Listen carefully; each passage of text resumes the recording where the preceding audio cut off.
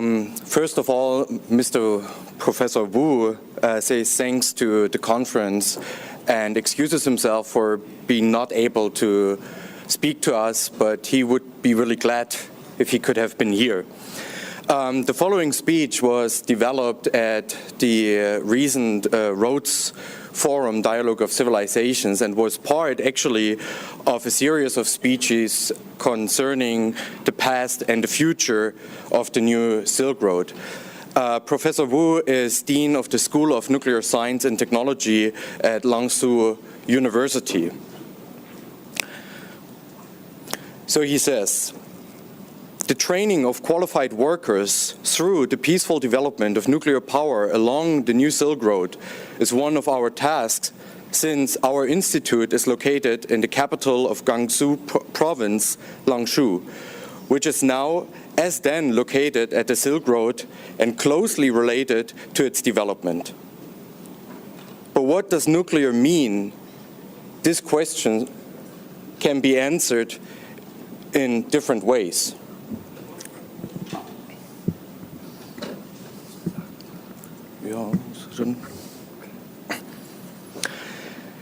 In the past, nuclear meant for a lot of people armament, threats, and similar things. But in the future, nuclear will stand only for peaceful and sustainable energy. Therefore, I will look about this issue from the perspective of the development of the Silk Road. In Chinese writing, there are two characters which sound alike but mean different things, as you can see here. But the fact that they sound alike demonstrate that they are somehow related anyway. So for me, in Chinese language, nuclear energy means peace through development. And that has been, after all, the fundamental idea of the Silk Road in the past, and that is what it will be in the future.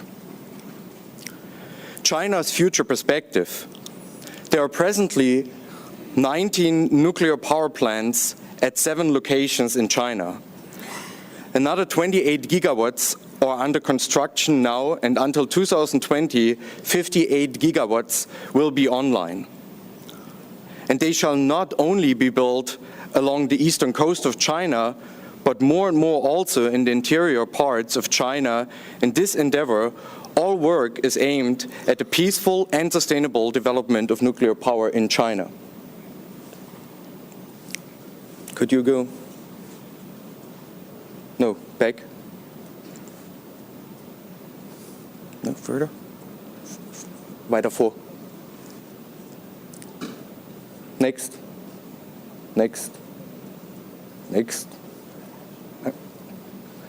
As you can see here, currently, most of the nuclear power plants are constructed on the eastern side of China, but now there's a couple of developments going on, if we can go further, to develop the interior of China with nuclear power plants. Can go further? Can you go back? So currently there's discussions to establish nuclear power plants in Hunan, Hubei, and Jiangxi. And if you go further, there's even more provinces and cities relating to this nuclear perspective. So, thus the percentage of nuclear power in the production of electricity will be expanded to 4% by 2020. If we can go further. Next. Next. You can, something you can see here.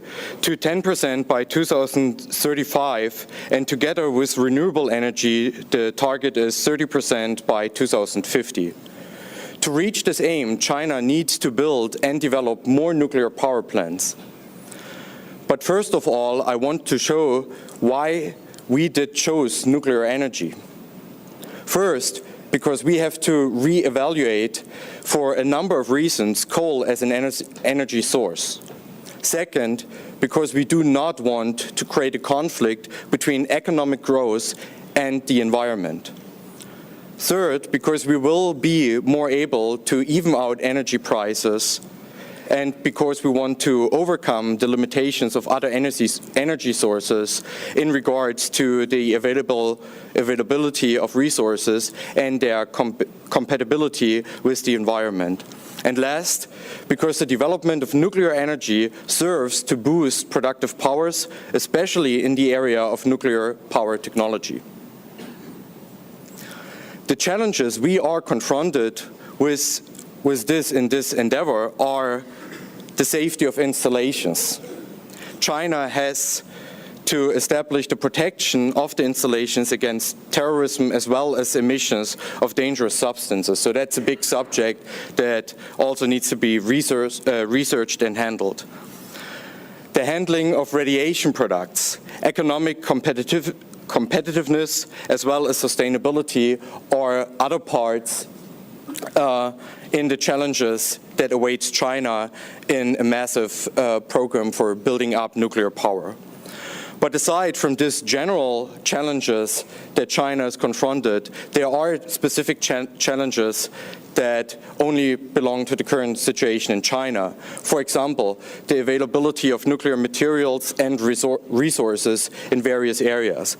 Competitiveness in the construction and installations of nuclear power plants. So that means China wants to establish a more stable and more advanced nuclear technology sector by themselves. And the training of skilled workers in the area of nuclear technology and nuclear physics. Obviously, if you want to have a boost and a development in nuclear power, you need more people that are educated in various science to live up to the expectation of having a nuclear development for China. Especially this last challenge for China concerning the training of skilled workers in the area of nuclear technology and nuclear physics is the task of our university in the city of Lanzhou.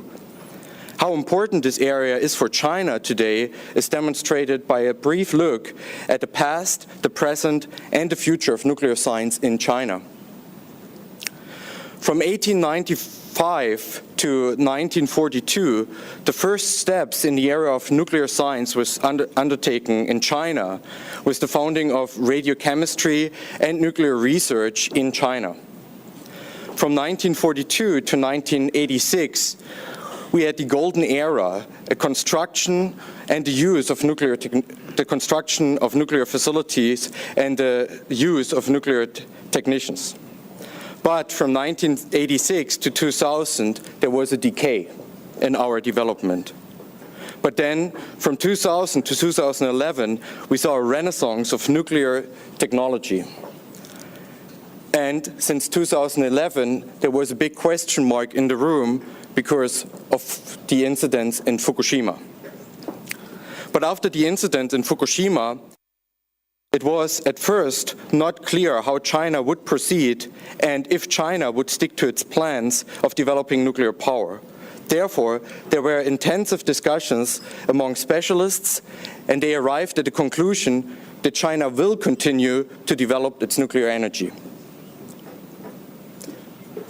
Nuclear training today.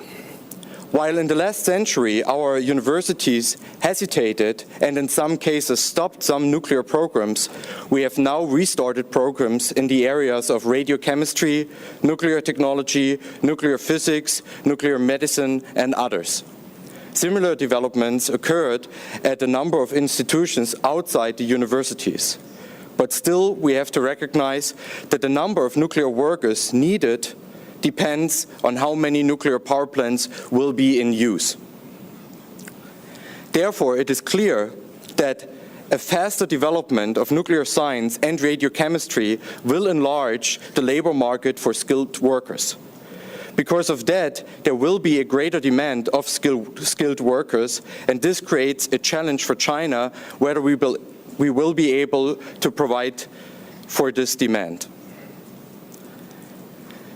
The areas of skills that are affected by this development are planning, construction, and running of nuclear power plants and the nuclear fuel cycle.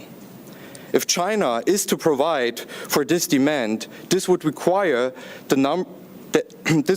This would require that the number of skilled nuclear workers rises to 25,000 until 2020. Because of the speedy development in recent years, demand will increase until 2015 and will then slow down and stabilize after 2015. In concrete numbers, this means that before 2015, 1,200 nuclear workers should be educated. That are 350 engineers for fuel chemistry, 330 reactor engineers, 130 radiation protection commissioners, 90 workers in basic science like radiochemistries and others, and 140 workers in geology, uranium mining, and metallurgy. But not only in nuclear technology and nuclear physics we will need skilled workers because of this development plans, but also in areas like finances, law, and protection of the environment. The problems that faces us with this development, or better said, challenges, is to provide for the needed skilled workers, the current lack of teachers for these skilled workers, the situation with the laboratories because they are old and partly badly equipped, and currently there's not, or in the past there was not enough done to attract students into the nuclear sector. But it can be said that political decisions can liberate all subordinated institutions from their current boundaries, and we need decisions made by the People's Congress to provide for long-term financing for these programs.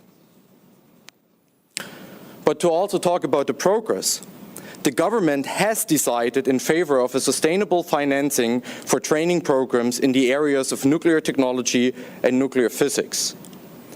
Now companies get involved and share their facilities with universities that help to faster educate the students in nuclear science. And universities work to renew their departments and equipments. So coming to my conclusion for this speech, I am concluding, and I can say that the peaceful use of nuclear energy along the Silk Road will enhance the training of skilled workers in the areas of nuclear technology and nuclear physics. I can say that the Chinese people love and hope to set up a peaceful world. We should ensure peaceful use of nuclear energy, and we hope everybody in the world enjoys this peaceful development. Thank you.